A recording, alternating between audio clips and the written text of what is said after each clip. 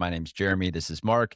Today, we are back in the wonderful world of quantum. We're exploring a couple of exciting announcements today and also trying to unpack what that means for you and I, what that means for researchers doing work with quantum computing, what that means for the connection between quantum computers and classical computers, because we all know those have to work together to do anything fun and useful. Mark, who are we talking to? Where are we headed today? Today, we are speaking to Scott Crowder. He's the Vice President at IBM Quantum Adoption, and he's here today to speak about a very special IBM announcement. It's the blueprint for quantum-centric supercomputing. Scott, welcome to Thinking on Paper. At the beginning, it was quite surprising for us that nothing divided our audience like quantum computing. There was a very noticeable for and against camp when we'd posted any videos on social media. For the people who in our audience question quantum computing, what's your message for them today? Sure. So I guess the message today is that quantum computers are real. The concept started about 45 years ago, so it's not an old concept. It's been about 10 years. It's been 10 years in a couple of weeks, actually, since IBM put a really baby 5-qubit quantum computer on the cloud, and people could actually run a program on a quantum computer and get a result. So it was kind of like sci-fi come to life. And then I think there's a lot of hype and confusion in the field. There's a lot of people talking about quantum computing that have never built a quantum computer. And then there's some of us who have built quantum computers and made them available for people to use.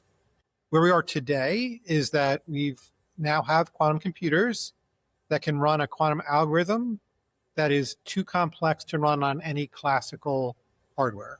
The confusing part, and this is why you get the bipolar response, is that doesn't mean it's better than running a classical algorithm that can run on that classical computer to solve the problem in a different way. And that's like the next step in quantum computing is when the quantum way of doing it is better than the classical way of doing that. And because we're not there yet, you still have two camps, in my personal opinion. And until we hit that threshold and prove it to people beyond a reasonable doubt, then those camps will converge into one. Man, if we could only converge camps from a global human perspective, we'd be better off in a lot of ways. But so I want to talk through what's really interesting. So a recent paper referenced architecture for a quantum-centric supercomputer. Some really cool things in that announcement. I want to start kind of high level. When new technologies come out, there's always a need to kind of figure it out. And someone has to kind of call the ball and be like, hey, this is where we are. This is what's working today. This is where we're headed. I mean, we have, and I want to ask you a couple of questions historically, why certain reference architectures worked and why certain reference architectures got pushed to the side. So example, TCP/IP, everyone got on board, right? Unix, everyone kind of got on board. OSI, everyone kind of got on board. Vetiver Bush's Memex, not so much. It was early, but it ended up being kind of the same architecture that Berners-Lee did with the World Wide Web. So what do you think makes a reference architecture powerful, compelling, and one that'll serve as scaffolding moving forward? Yeah, I think it's probably two things. One, it actually has to solve a problem. So that's kind of like fundamental. And some of the examples that you gave did solve a problem, but it didn't have the second one is it needs to get adopted. For us, we're in the fairly early days of leveraging, quantum computation to solve problems in a practical, real way. And for us, the quantum-centric supercomputing, like reference architecture, is kind of our perspective on what computational resources and how you put them together do you need to actually run a problem and solve a problem. And because it's early days in quantum computing, I think, part of the fuzz, like you mentioned before, in the two camps, you got a similar fuzz in terms of what a quantum computer is. Because for a lot of people, we're still in this like sci-fi come to life, the excitement about flux capacitors and spooky action at a distance and teleportation, like being used to do computation. People lose sight of the fact that at the end of the day, all we're doing here is building a different kind of computer that runs a different kind of algorithm, which is for particular subroutines in a larger workflow. And quantum-centric supercomputing for us is how do you take that acceleration for that subroutine that quantum computation is really good at and make it part of a larger workflow. You have these different modalities. You have trapped ion, you have spin qubits, you have superconducting. Again, those examples that Joe mentioned, one survived, rest didn't. Is quantum computing the same in that one modality will survive, or is it different in that all the modalities could come together and solve those problems as one global quantum computer, or will they fall by the wayside too? I think that probably, maybe it's my background, but to me, the best analogy is probably silicon versus germanium versus gallium arsenide versus indium phosphide, et cetera, et cetera. And it's not like germanium, which was the original basis for transistor radios back in the 50s, ever completely went away, or indium phosphide for specialized things ever really went away. But the silicon transistors, CMOS transistors, just became dominant. I'm old enough to just join IBM at the end of the debate between bipolar and CMOS. And I think it's more similar to something like that, where, in my opinion, yes, one of the modalities is probably going to become dominant.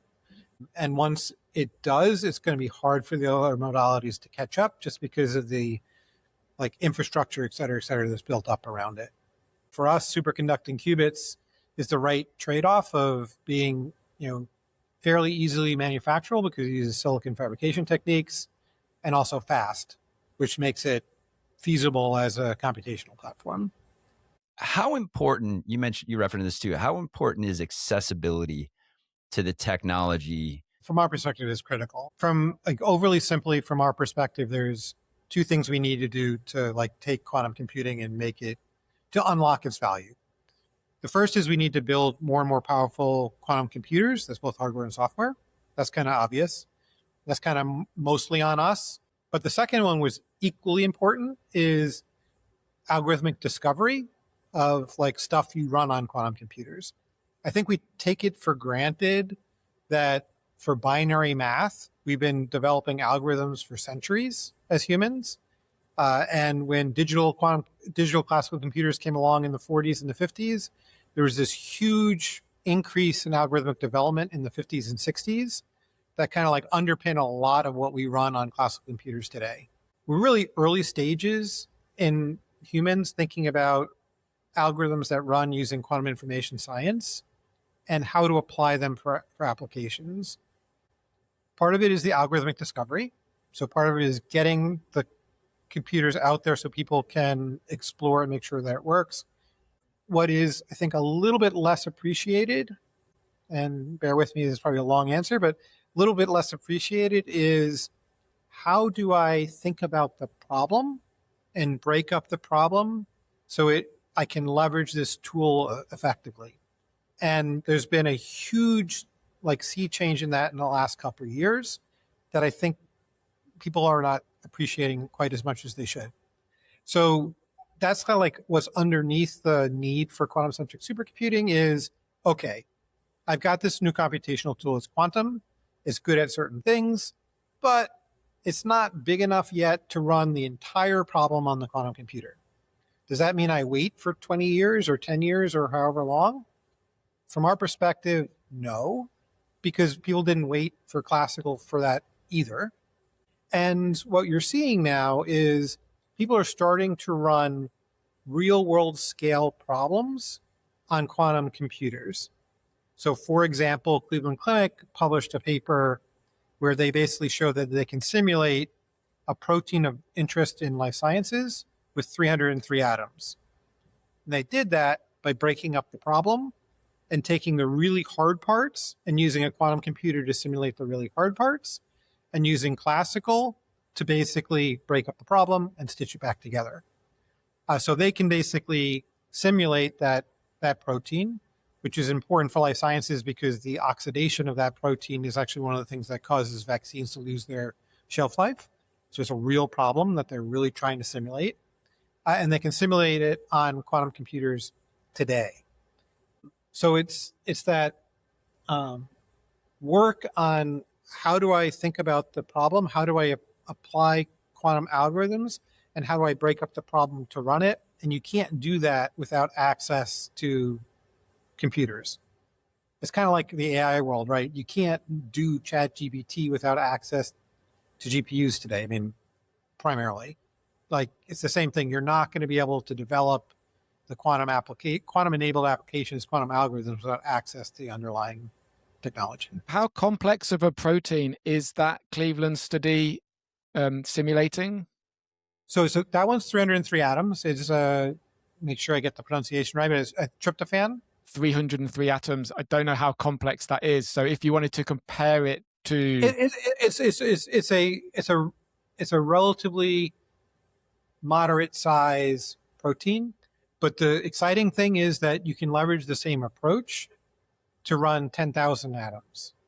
So now that people have figured out how to break up the problem and leverage the quantum computer, they can actually scale it significantly larger. And I highly anticipate that you're going to start seeing publications around those larger scale very soon. In the matter of months.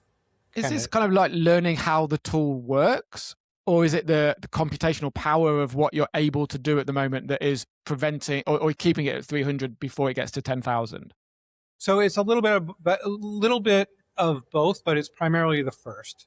So, like I said, before people were thinking of this as how do I fit the whole problem into a quantum computer? This is like 5 years ago, and algorithms to do that.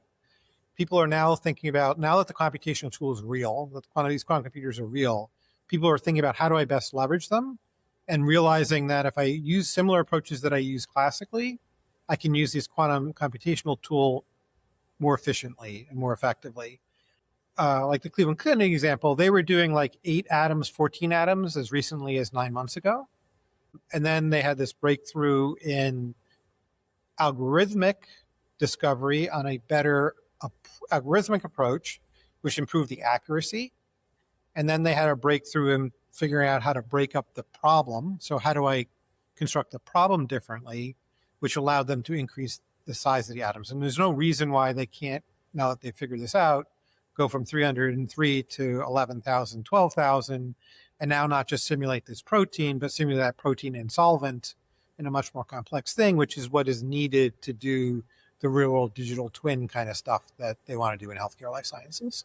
Let's talk more about Cleveland Clinic and what they did, because I think whenever someone talks about computers and proteins, they tend to gravitate right towards, AlphaFold. But I think what is interesting about what Cleveland Clinic is doing, they're taking it beyond structure, and they're actually talking about the model works on the electronic structure between the molecules working together. It's more complex than just, hey, here's the studs and the framing. It's actually how things communicate. Can you unpack that a little for us?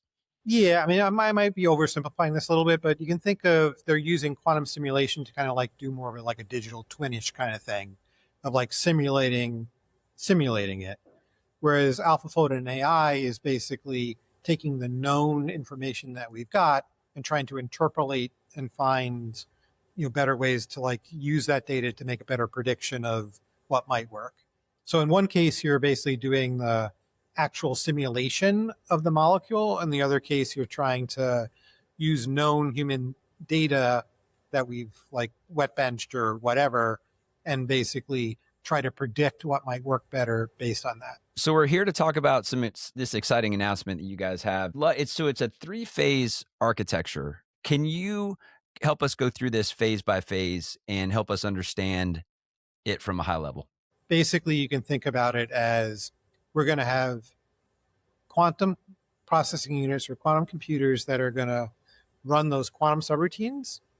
And we're going to have classical resources that we know and love today, CPUs and GPUs, that are going to continue to be good at what they're good at. So how do you build an architecture that allows you to run the subroutines on the right underlying processing units in a way that's efficient? And that's fundamentally at its heart, what the architecture is about. The choice between what part of the problem is done by either the QPU or the GPU. Is that what you mean? Exactly. And there's levels here, and this is why it makes it a little bit complex, but there's levels of the onion here. There are things that need to be done to create a large-scale fault-tolerant quantum system that need to run on the quantum processing unit, and there's pieces of it need to be run on classical accelerators, whether they be ASICs or GPUs or CPUs. So that's kind of like the inner part of the onion. But then there's a second layer of classical resources that need to run the classical parts of the workflow. So, very similar to CPUs and GPUs working together today, or GPU heavy nodes and CPU nodes. So you need some way to basically coordinate the work across those. And you need some kind of architecture that kind of lays out how are these connected, what bandwidth requirements are there, what latency requirements on there, those kinds of things. So the fault tolerant scalable thing is kind of the down the road, like, hey, we're trying to point that direction. What's happening in the near term, not today, in the next year or so that is exciting and about this architecture? And we can even go in the technical weeds a little bit here. Like, what are you excited about in that realm? Yeah, so what I'm excited about is like some of the work that we did with RIKEN, which is, a scientific research institution in Japan that has the Japan's largest HPC cluster, and we actually have a quantum computer in the same building, which allows us to have, connectivity, direct connectivity between the quantum system and the classical systems, to really explore this QCSC architecture. And what they're doing today is figuring out, how do I orchestrate these two resources so they can work well together?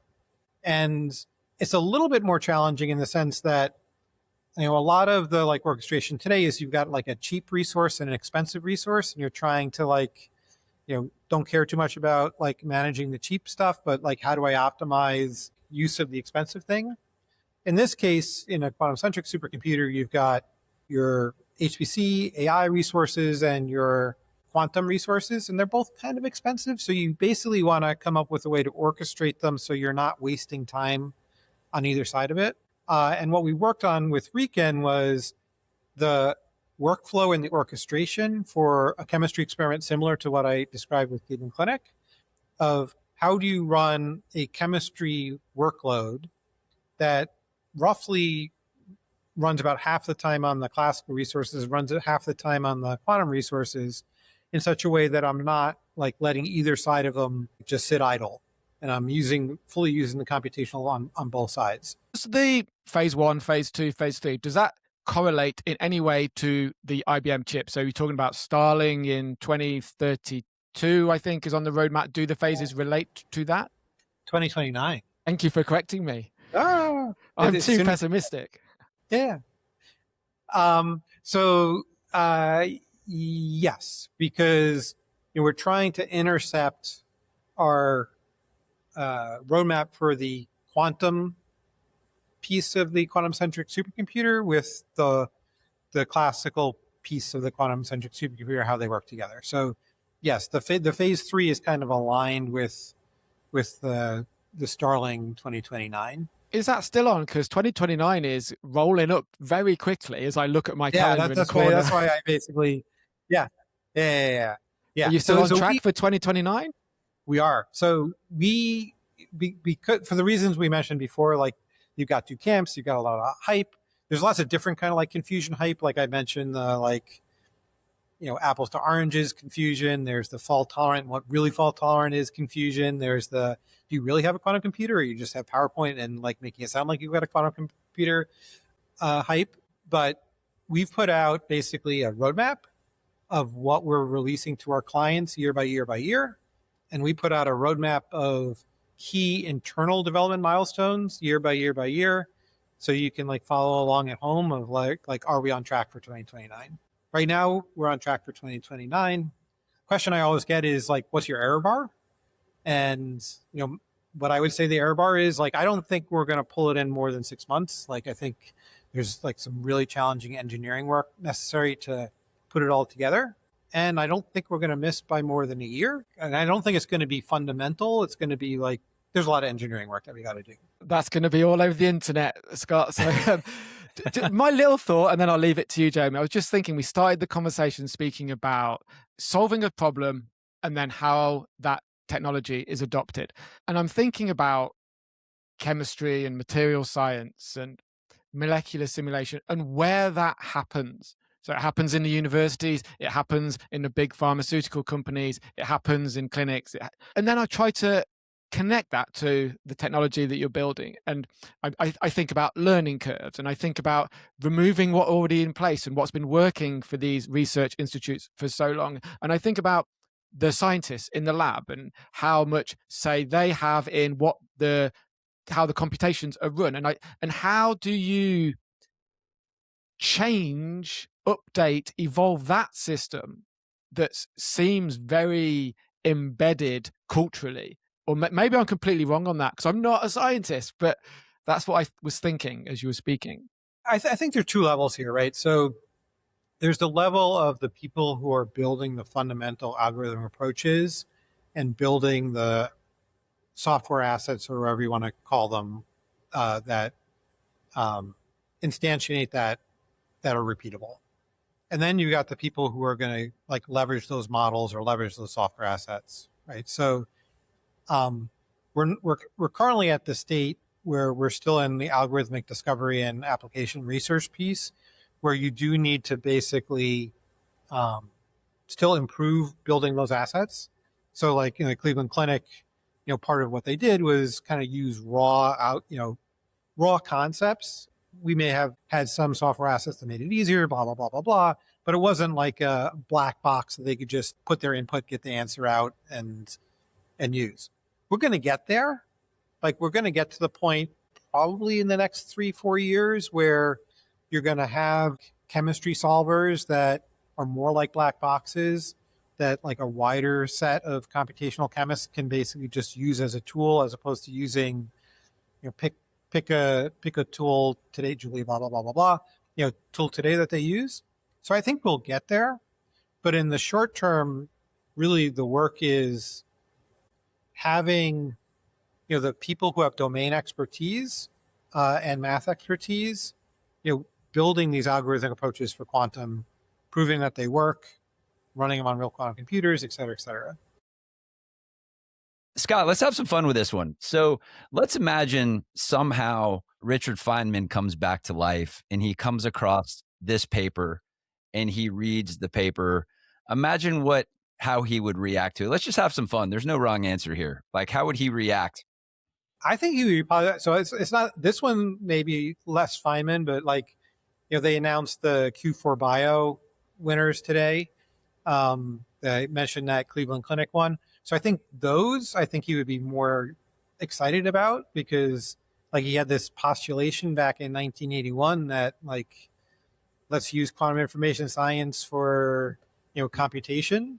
The fact that people are doing that for real world examples today, I think it would be a little mind blowing for him, honestly, even though he was the one who like postulated it.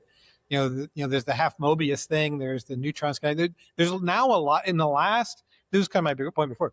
In the last 5 months, you've seen like a major uptake in like people simulating stuff on quantum computers that are real problems that they want to solve.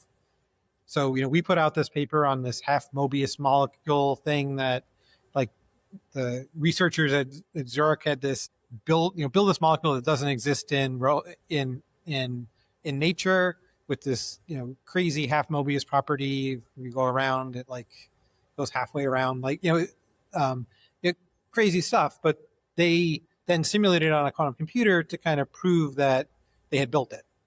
You've got the neutron scattering experiments at like DOE, where they use the quantum computer to simulate the experiment that they ran. You've got the Cleveland Clinic thing simulating the protein. So I think this is the thing that's like Feynman's vision come to life. I mean, I didn't know him. Like, I don't know how excited he would be about like, optimization for finance, but I'm just guessing he'd be more excited about the like his concept that you can use this to really compute stuff that physicists and computational chemists are interested is like has come to fruition. Did Feynman write about this classical quantum unification, or was he very much of you'll have quantum computers and there'll be a separate idiom on their own? Or would he be disappointed by the reliance on the classical infrastructure? I doubt it. Like, I mean, like I said, I didn't know him, so complete speculation. But I think just the fact that you're leveraging quantum information science in order to simulate quantum mechanics on a real physics problem, I think would be pretty damn exciting to him, because like that was like the big picture concept. Can we transition to data centers for a second, Mark? Are you good with that? Could I, before data centers, just one more question then before we get onto data centers. Then, yeah, have you changed your mind about anything in the past year about quantum computers that you didn't think you would? I don't think I've changed my mind. I think I've been surprised by how quickly some of these algorithmic approaches to do larger scale problems have really picked up. But I mean, I'm living it daily, so I've been less surprised by other things. I am continually surprised by some of the hype and some of how the hype is like interpreted. I shouldn't be at this point. Does it sometimes you just shake your head at all of the hype and all of the nonsense and say, "Oh man"? Probably can't comment on those, but yeah. Jeremy, data centers. What is this architecture going to do to the future of data centers is my question. Yeah, I mean, the good news, bad news is that the rise of AI mega data centers have made it really easy for you to plop a quantum computer in any of those data centers. Our requirements are tame by comparison, actually.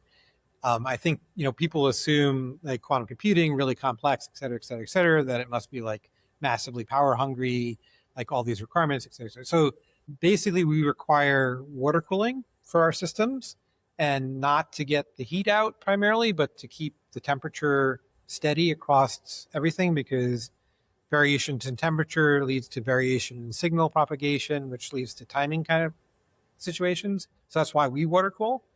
It requires very minor power compared to AI. So rule of thumb is a state-of-the-art quantum computer is about the same amount of power as one rack of AI. And that's true today. It's a little under actually today. And that's true for the system in 2029 also. On rack of H100s, like how much is that draining off the grid? God, when you get into like 2029 timeframe, they're estimating well over a megawatt per rack. Okay, let's pause right there. Just for reference, Mark, probably 10 years ago, 5 kilowatts a rack was like chunky, was like pretty big, right? And then we've gotten to 20 kilowatts and 50 kilowatts, 100 kilowatts. But you're talking about a megawatt in a single rack, which used to be like the whole data center, right? Yeah, it's a little bit insane. Yeah. So what about the water? What about the water consumption? Could we get on the cooling? Could we get a figure on that? I don't know what the AI data centers water consumption are these days. Or the quantum, yours, if you put it in a day. Oh, ours is fairly tame. Like, if you got water cooled in your data center, we're like a blip on the, less than the water for your coffee pot, right? Yeah. Yeah. And then the weight of the system, again, is the weight of these like AI racks is like intense. So, if you can solve that problem, the weight for our systems is not an issue. So the only constraint that we've run into a couple times is our systems are higher. Again, and so these AI mega data centers, no problem whatsoever, but in like a traditional data center, and even a traditional like big data center, but like a departmental data center-ish kind of thing, our systems tend to be a little bit higher. What do you mean? What do you mean by higher? Like high, physically high. Physically height. That's it. They're taller. So in most of our deployments, it hasn't been an issue at all. But it's usually the one that is the question mark. The other ones. Is that a design choice or is that just a necessity? It's a little bit of both. It's a lot easier to get the signals up over the top, because there's some advantages, of basically your cryogenics like hanging down as opposed to coming up. There's somewhere behind me. But if you have some show and tell, Scott, we'd love to. If you, I don't know if you could. Oh, yes. So what are we looking at, Scott? That's kind of like an example of the thing that hangs down inside what we call the fridge. So that's like where the qubits live. So that's where the qubits live, and they live there because, like, overly simplistically, they need to be isolated from the rest of the universe. So, you do this quantum information I science love by that sentence so much. I love this. One of my favorite sentences in quantum, I think. yeah. So, like, this is the sci-fi come to life part. That's like, for us, it's like 1.5 millikelvin, 15 millikelvin. So it's really, really freaking cold, but it's also like light isolation, vibrational isolation, et cetera, et cetera, et cetera. Yeah, it's like a Bond movie. Like, either you're cryogenic at some point, like even the trapped ions are cryogenic to some temperature, and then it's either just cooling it or you shoot friggin' laser beams at it. It's like one of the two, in order to get the entropy out. So that's kind of like the sci-fi come to life part of it. But anyway, so in order to basically get the signals most efficiently in and out, it's easier to do it over the top. If you're doing it over the top, it means that it's a little bit higher. So qubits are very distractible. They require some focusing, right? Which you're talking about. Their own universe. The trick is you want them to be distractible, because if they're not distractible at all, you can't program them, or they're really, really slow. So it's trying to find the right balance of how distractible do you want your qubits, and like giving them the right medication so they don't lose focus. So what a reference. Wow. That's great. All right. Well, so speaking of being higher and having the computation happening higher, let's talk about orbital data centers, and let's talk about quantum in space. And I know you probably don't think a lot about that, but my job is to weave and connect the dots on the show. We talk a lot about space tech, talk a lot about orbital data centers, star cloud, and others. Is there a place for quantum computing in space? I think it would be similar. So, like, overly simplistically, I don't think it's for cooling or anything like that. So the real question is, space, energy, et cetera, et cetera, et cetera. Honestly, it's not something we've looked at very carefully. So when Elon Musk is on Twitter saying, "Oh, they should put quantum computers on the south pole of the moon in the dark shadows of the craters," is he saying that just to get likes, or is he saying that because he believes that that's actually a good idea? I actually believe it's not a good idea. I don't know what Elon believes. I mean, in fairness, I would need to think through why his hypothesis for why that is. There's a bunch floating around of like helium sources, et cetera, et cetera, et cetera. But well, helium-3, I'm sorry, like to interrupt your train of thought, but is helium-3 needed in the quantum computing industry?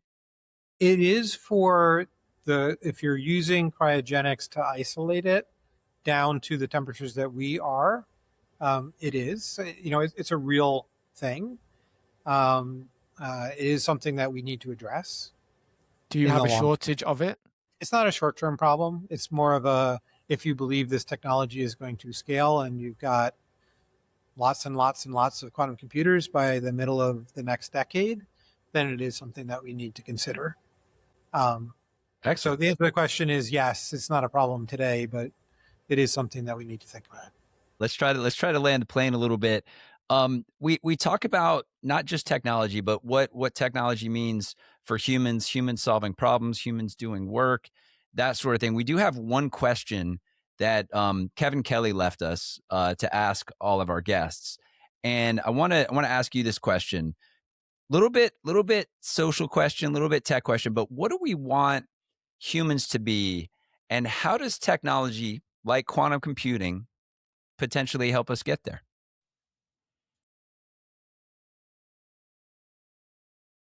I would say we want humans to be happy and productive. And I think it's,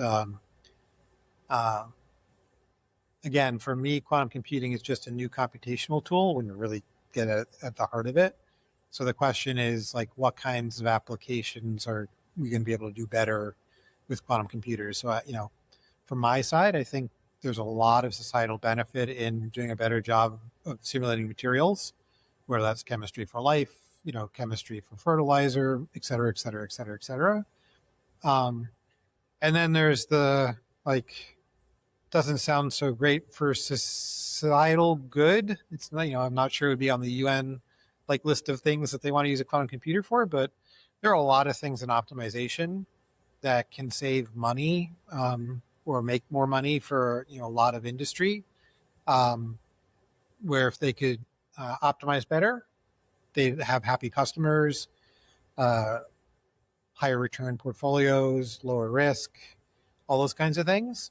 Um, so I think it's the combination of those kind of things.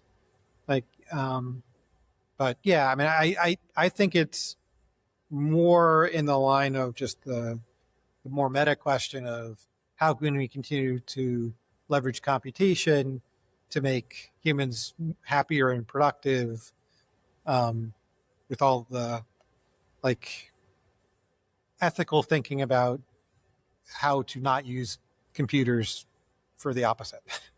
If you have any other show and tell, quantum show and tell, anything that you could hold physically in your hand to show us, that would be stunning, because that always is well appreciated. Dave's going to kill me here, but so state-of-the-art quantum computer circa 2018.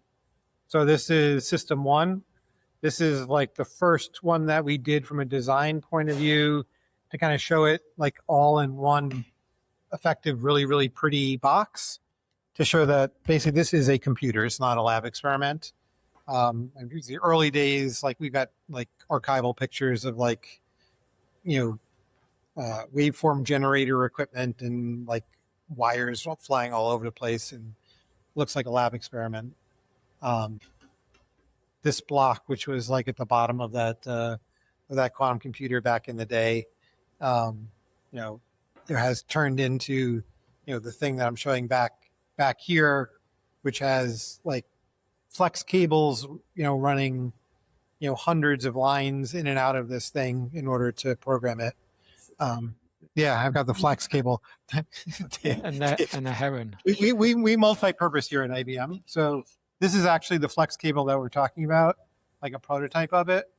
One of the things that we need to do is get more microwave signals in and out of the cryostat. So, and also for manufacturing reasons, you can't have people like one by one plugging in wires like this anymore when you've got like thousands or 10,000s of lines coming out of your computer. So we need to come up with ways that we can like significantly increase the amount of connections coming in and out, and being able to just like click it into the computer from a manufacturing point of view, as opposed to like hand connect it. That's like a ribbon cable, right? That we were looking at. Yeah. So what if so you mentioned Mobius before. What happens if you had half turn, full turn the ribbon? Yeah, if it doesn't break, I think you're okay. Yeah, I mean, the trick on these things is that it looks pretty standard, but yes, it needs to be superconducting, and obviously it needs to like not break as you're cooling it down to really low temperatures and heating it up occasionally. So it has more demands than like the typical like flex cables. So it's like example I was giving of like, where do I put the risk on 2029? It's basically lots and lots of piece parts, very similar to that. It's not just one thing. It's like this entire engineering stack that we need to not only get the right quality on, but we need to get the right quality on at scale. And we need to do all of that like together. And that's why it's taking us several years, even though we've demonstrated like all the piece parts on our roadmap. We need to put it all together. So this is kind of like a picture of what the 2029 system, roughly is going to look like. So it looks, kind of similar to what our system is today, but this is not a football field anymore. Like if you talk to people like 5-10 years ago in quantum, because of the overheads and error correction at the time, people were talking like, other vendors were talking about like having to build like this gigantic football field size, like quantum computer of like, we don't need to do that anymore. That's why we are so confident in the 2029 date, because we believe we've come up with the architecture and all the piece parts to build something that is of reasonable scale for us to deliver. It's the idea of this architecture to remove NVIDIA the reliance on NVIDIA, or is it to build the relationship between IBM and NVIDIA? What role will the NVIDIA QPUs one day play in this? NVIDIA GPUs are a really important part of the larger computing thing, and GPUs will be a critical part of quantum-centric supercomputing. It is the right platform to run certain kinds of work. Those certain kinds of work are definitely part of building a fault-tolerant quantum computer, and as part of building a quantum-centric supercomputer, and as part of like AI megafarms, right? And all those are going to exist in 2029. This is not about like competition, et cetera, et cetera, et cetera. The one thing I will say, though, is that we firmly believe that in order to drive adoption, it needs to be based on truly open source software that isn't tied to any one like backend, whether it be the GPU backend, the CPU backend, or the quantum backend.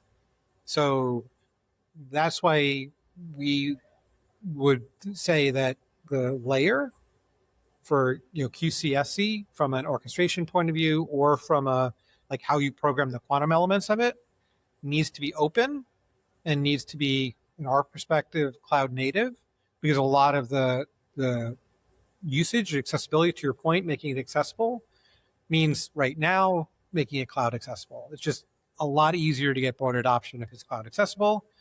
From our perspective, it needs to be open. Qiskit is, I still think this is a true statement, the only software development kit you can run on Google, Microsoft, and AWS.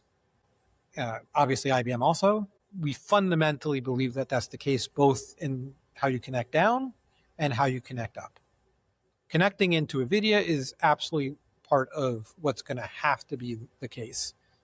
We just want to make sure that quantum computing and how quantum computing links into all the other forms of computing is done in a way that people have flexibility in what hardware they choose for the different elements. Did we miss anything really fundamentally important? Yeah, I mean, I think the question you hit on the accessibility and the algorithm development, like threads, are really, really, really, really important. Like, I think we obviously believe we're in the lead here. Like, we think that we're ahead of everybody else. We think we've got the right technology choices. Obviously, we're biased, right? And we have confidence we're going to hit 2029. But there are enough other players with enough other money behind it that, even if we're off, I don't think they're going to be 10 years behind us. So we do believe that there's enough money in this field that quantum computing and fault-tolerant quantum computing is going to be a reality. It's just a question of who and when, not if anymore. And I think the big thing is going to be how much algorithmic discovery, how much application research, how much focus on how do you use this tool is really going to be the bigger unknown, in my personal opinion, which is why we're so passionate about getting the technology out there, getting people to use it, et cetera, et cetera. So there's been a big tick up, like I mentioned, in the last 3 years, but the curve is actually even increasing, but it's still a long way to go. Like, the number of people thinking about quantum algorithms is still small compared to the number of people thinking about classical algorithms. Scott Crowder, Vice President of IBM Quantum Adoption. Thank you for thinking on paper with us today. If you enjoyed the show, please subscribe where you're listening to it and share with one quantum curious friend, one quantum curious person in your life who needs to hear this. And until next week, stay disruptive, be curious. Keep thinking on paper.